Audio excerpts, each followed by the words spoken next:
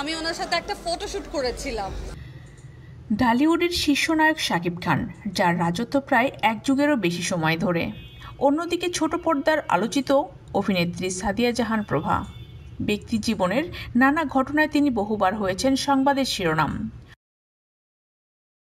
Showbiz জগতের দুই তারকা হলেও কখনো একসঙ্গে কাজ করেননি তারা।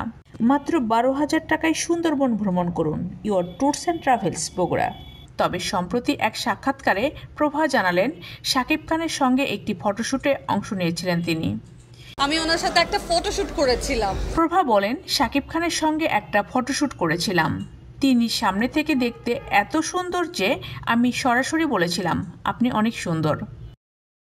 গুড লুকিং, সামনাসামনি উনি দেখতে, তো আমি ওনাকে বলেছিলাম যে আপনি অনেক সুন্দর।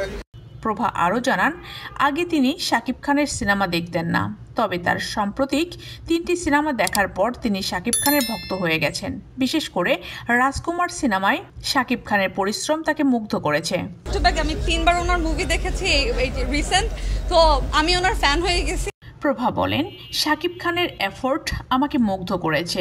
বিশেষ করে রাজকুমার সিনেমায় তার পরিশ্রম স্পষ্ট বোঝা যায়। রাজকুমার বিকজ ওইটাতে দেখে মনে হয়েছে যে সে অনেক অনেক হার্ড ওয়ার্ক করেছে। বড় পর্দায় কাজ করা প্রসঙ্গে প্রভা জানান, এখন পর্যন্ত বড় পর্দায় কাজ করার জন্য তার ভাগ্য সুপ্রসন্ন হয়নি।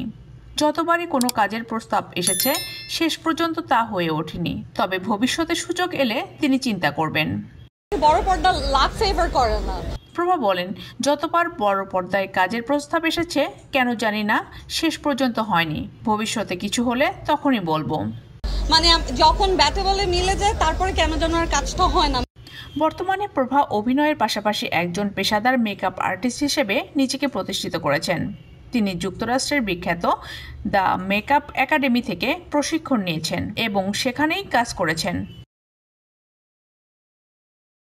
সম্প্রতি দেশে ফিরেই সাংবাদিকদের মুখোমুখি হন প্রভা। সেখানে তিনি তার ক্যারিয়ার, অভিনয় এবং শাকিব খান প্রসঙ্গে খোলামেলা কথা বলেন। ভবিষ্যতে প্রভা কি আবারও অভিনয়ে নিয়মিত হবেন, নাকি পুরোপুরি পেশাদার মেকআপ আর্টিস্ট হিসেবে কাজ চালিয়ে যাবেন, সেটাই দেখার বিষয়।